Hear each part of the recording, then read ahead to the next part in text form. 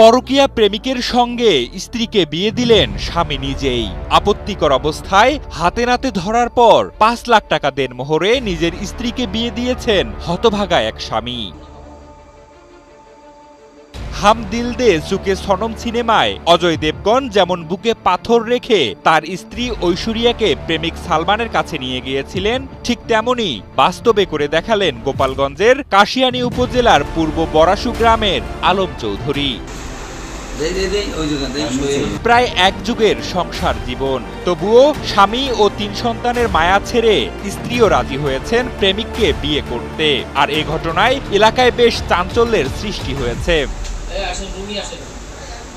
যে স্ত্রীকে সুখে রাখার জন্য হাড়ভাঙা পরিশ্রম করছিলেন আলম চৌধুরী, সেই স্ত্রী জড়িয়েছেন পরকীয়ায়। প্রথমত বুঝতে না পারলেও সন্দেহ ছিল মনে। আর গত ১৯ এপ্রিল যখন বাড়িতে ফিরে নিজ কক্ষে স্ত্রী ও তার পরকীয়া প্রেমিককে আপত্তিকর অবস্থায় দেখতে পান, তখন যেন মুহূর্তেই চুরমার হয়ে যায় তার পৃথিবী।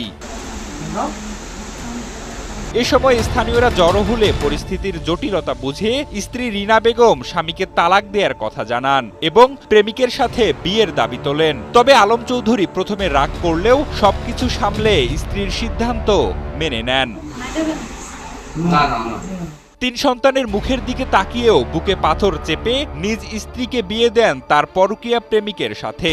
এ সময় নিজেই ডাকেন কাজী, ৫ লাখ টাকা কাবিনও ধার্য করে দেন নিজেই। বিবাহ সম্পন্ন হওয়ার পর রাতেই আলম চৌধুরী নবদম্পতিকে নিজ দায়িত্বে বাসে তুলে দেন।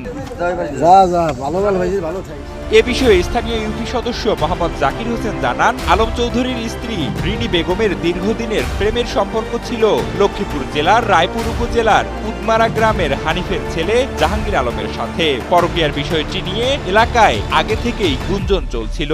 এবার আলম নিজেই হাতে নাতে ধরে ফেলেন তার স্ত্রীকে। পরে স্ত্রীর সম্মতিতেই সবার সামনে তাদের বিয়ে দেন। সাবেক কাকি আসেন।